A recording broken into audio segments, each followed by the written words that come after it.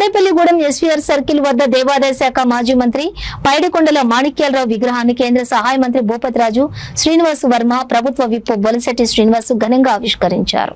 పైడికొండల మాణిక్యాలరావు విగ్రహ ఆవిష్కరణ కార్యక్రమంలో అభిమానులు కూటమి కార్యకర్తలు పాల్గొన్నారు. కేంద్ర మంత్రి భూపతిరాజు శ్రీనివాస్ వర్మ మాట్లాడుతూ ఈ రోజు నేను కేంద్ర మంత్రిగా ఉన్నాను అంటే పైడికొండలు మాణిక్యాలరావు ఆశీస్సుల వల్లనేనని అన్నారు. కరోనాలో దేవుడు చిన్న చూపు చూడటం వల్ల మంచి మిత్రుడిని నాయకుడిని కోల్పోయామంటూ మంత్రి భావోద్వేగానికి లోనయ్యారు.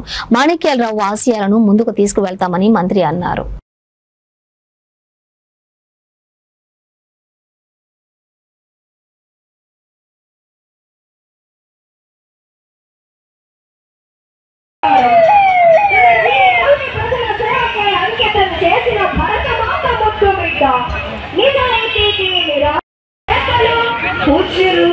వారికి సాదర స్వాగతం. ఒక్కసారి లేచి వారికి నమస్కరించుకుందాం. తన త్యాగం భూపతి శ్రీనివాస్ వర్మ గారిని కానీ వారందరినీ వేదికపైకి ఆహ్వానించలేకున్నాం. కానీ మీరందరూ మాకు సహకరించి మంత్రి గారు కలపట్లేదు.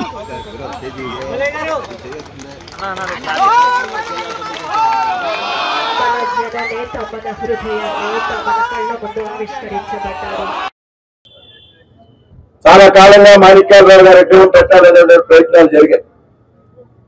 మీ అందరికీ కూడా తెలుసు, భారతీయ జనతా పార్టీ కార్యకర్తలు, కూటమిలో ఉన్నటువంటి మిగతా పార్టీల కార్యకర్తలు, అలాగే కుటుంబ సభ్యులు కూడా అనేక మంది మేము ప్రయత్నం చేసినప్పటికీ కూడా గతంలో అక్కడ ఉన్నటువంటి రాజకీయ పరిస్థితుల కారణంగా సాధ్యం కాలే. అయితే కూటమి తరపున ఎన్నికైనటువంటి శాసనసభ్యులుగా శ్రీ బొలిశెట్టి శ్రీనివాస్ గారు, అదే కూటమి నుంచి ఎన్నికైనటువంటి మేమిద్దరం కూడా మీరు శాసనసభ అయ్యారు, నేను కేంద్రంలో మంత్రి అయ్యాను, మాణిక్యాలరావు ఇద్దరికి ఆప్తుడు, మన టైంలో ఆయన విగ్రహాన్ని మనం నెలకొల్పోవాలి ఏ విధంగా అనేటువంటి ఆలోచన గత సంవత్సర కాలంగా చాలా సార్లు మాట్లాడుకున్నటువంటి సందర్భంలో చివరికి ఈ రోజున కార్యరూపం దాల్చడం నాకైతే చాలా ఆనందంగా ఉందనేటువంటి విషయాన్ని సభాపూర్వకంగా తెలియజేస్తున్నాను.